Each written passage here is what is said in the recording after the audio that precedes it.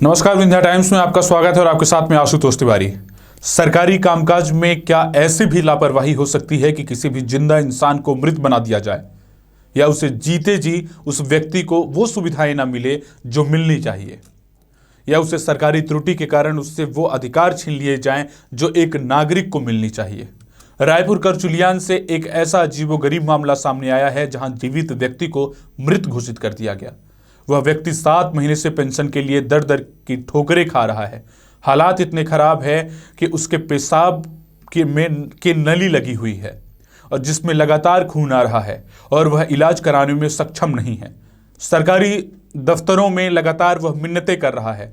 अगस्त क्रांति ने इस मामले में गंभीरता दिखाते हुए वृद्ध को उसका अधिकार दिलाने के लिए आवाज को बुलंद किया है और वृद्ध को न्याय दिलाने का काम किया है। देखिए ये स्पेशल रिपोर्ट। यह मामला रायपुर करचुलियान जनपद पंचायत के लोहद्वार ग्राम पंचायत का है, जहां एक 64 वर्षीय वृद्ध वीरबल साकेत को मृत घोषित कर देने की वजह से 7 महीने से उन्हें उनकी वृद्धा पेंशन नहीं मिली है।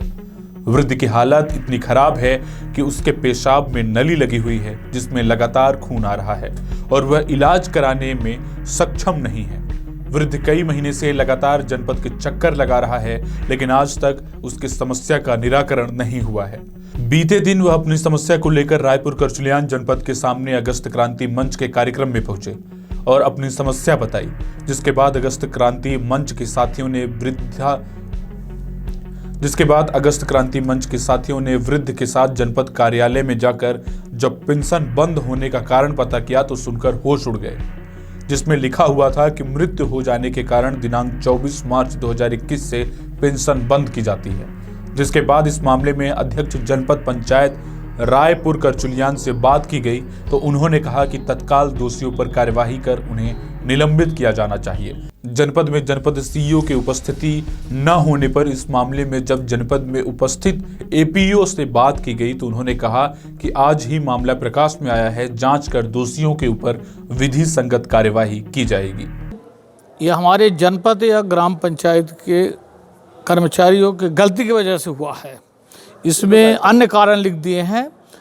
इनको 6-7 महीने से पेंशन नहीं मिली है, तो मैं अगर मुझे आवेदन देते हैं आप तो मैं तत्काल लिखूँगा एक कलेक्टर साहब की सीओ के अपने सीओ को कि उनका जितने 4 महीने से जो इनका 600 रुपये नहीं भी मिला है वो उनके वेतन से काटा जाए और इनका पुनः बहाल किया जाए, उनके खिलाफ सस्पेंशन की कार्रवाई की जाए और उस पद से पृथक किया जाए। जिस पद में कार्य कर रहे हैं उसको पद से पृथक किया जाए।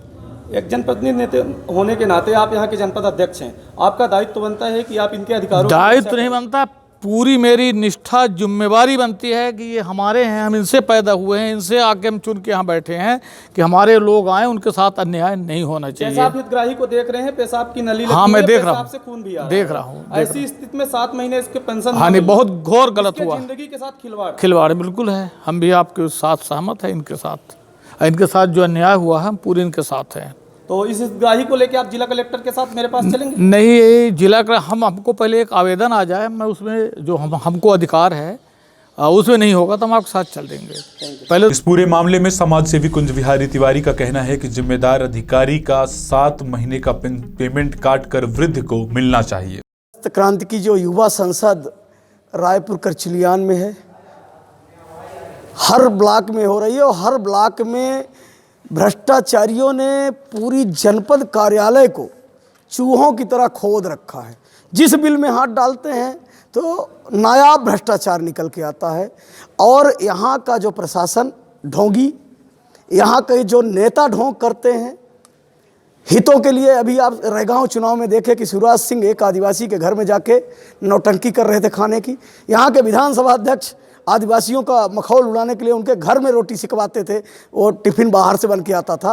एक आदिवासी जिंदा जिसके पेशाब में नली लगी हुई, बीमार, 7 महीने से पेंशन जो इसको 600 रुपये महीना मिलने चाहिए थी, जो सरकार और जो अच्छे जनप्रतिनिधि रहे होंगे जिन्होंने बुजुर्गों के हितों के लिए इस तरह की योजना लागू कराई थी, उस योजना का लाभ भी इनको नहीं मिल रहा और 7 महीने से इनको पेंशन नहीं मिली। जब आज ये अगस्त क्रांति के साथियों के पास आए और अपनी बात रखी तो तो जो आईडी निकल के आ रही है और जो कारण निकल के आ रहा है कि एक जिंदा आदमी को मृत घोषित कर दिया गया।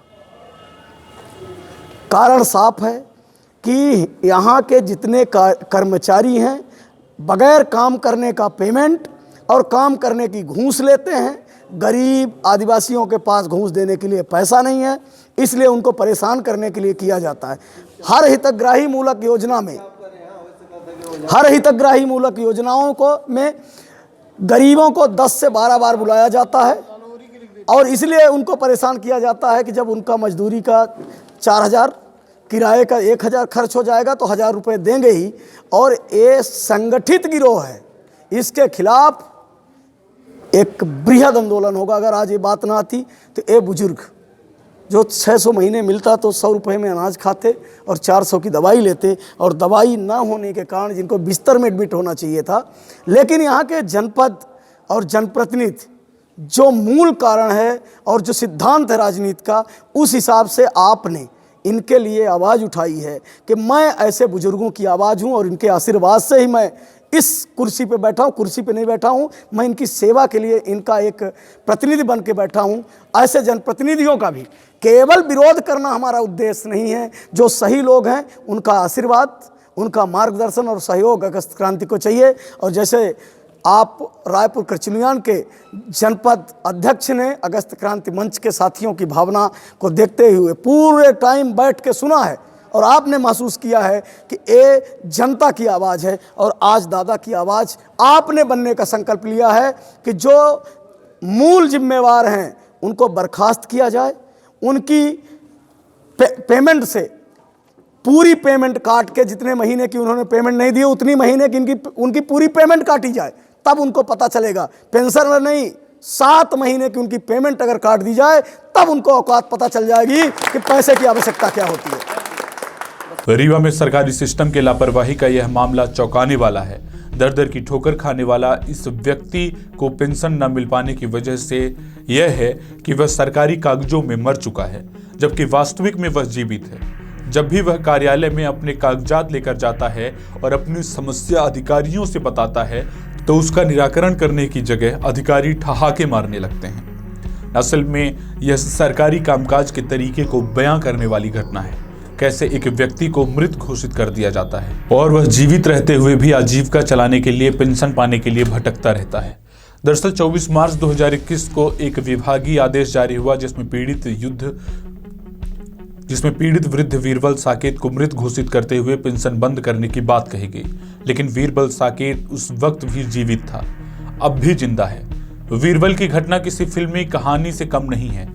इसी घटना पर आधारित एक फिल्म कागज रिलीज हुई थी जिसमें जीवित व्यक्ति को मरा मान लिया गया था और वह भी अपना हक पाने के लिए ऐसे ही सरकारी कार्यालयों में चक्कर काटता रहता था।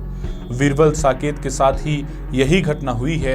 यह घटना सरकारी कामकाज की पहली गलती नहीं है, ऐसा कई बार कई लोगों के साथ हो चुका है।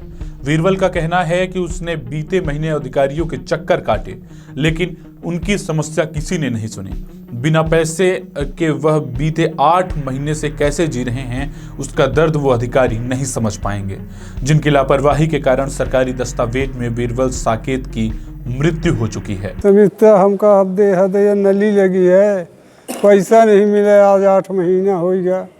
अब हो गया मरी थे वही के ताके खात रहन जियत रहन तो हो गया बंद कर दी। अब हम के लगे जाई बुजुर्ग आदमी गान 2 बेर जहाँ मिल रहा। अब कहीं तो हम किसी नहीं आवे धो कहाँ चली गई धो कहाँ का बताई जनपद में काहे पेंशन नहीं मिला है? नहीं बताएंगे है, नहीं बताएंगे। मतलब वो पैसे देते रहे धै ले रही है कापी और 10 गत एक लगवा ले रहे हैं, फिर चौथे रोज आई तो कहाँ के ले जा तो वहाँ पैसा नहीं आवा है। अपना के का नाम है? वीरबल। कौन गाँव पंचायत कौन है अपना के? पंचायत हमारा लोहत 12 आए। सेक्रेटरी के यहाँ सेक्रेटरी तब न दादू का हम नहीं जाए थे। रोजगार सहायक और सचिव साथी भूषण ओझा। हाँ। अच्छा, तो अभी तो हम कागज निकलवाए तो उसमें लिखा है कि आप मृत हो चुके हैं, तो आप यहाँ पे बैठे कैसे हैं? अब का बताइए, तब देख ले ये मृत हो गए मर गए तब हो गया, मर गया हो तब तक देखिए हाथ कर रहा है इनका। कैमरे में आप दिखाइए कि जिंदा व्यक्ति।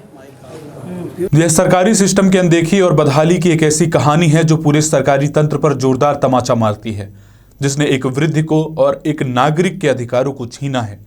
भला कैसे एक जीते जागते इंसान को सरकारी कागज में मृत घोषित किया जा सकता है? इससे पहले भी इससे गंभीर लापरवाही होती आई है, लेकिन इतनी बड़ी लापरवाही को भी बड़े अधिकारी और जनप्रतिनिधि देखते हुए भी खामोश क्यों बैठे रहते हैं, यह एक बड़ा सवाल है। सरकारी कर्मचारियों पर क्या काम का अतिरिक्त दबाव है, या फिर वह खुद को इतने ओहदेदार समझते हैं कि कोई भी परेशान व्यक्ति अगर उनके पास मिन्नतें लेकर जाता है और अपनी समस्या का निराकरण करने पहुंचता है तो निराकरण करने के बजाय वो काम में हीला हवाली दिखाते हैं। धनतेरस का पर्व आपके जीवन में न केवल धन बल्कि सुख, समृद्धि और आनंद लेकर आए। सभी को धनतेरस और दीपावली की ढेर सारी शुभकामनाएं। निवेदक हनुमान ज्वेलर्स, ए ब्लॉक, शिल्पी प्लाजा, रीवा।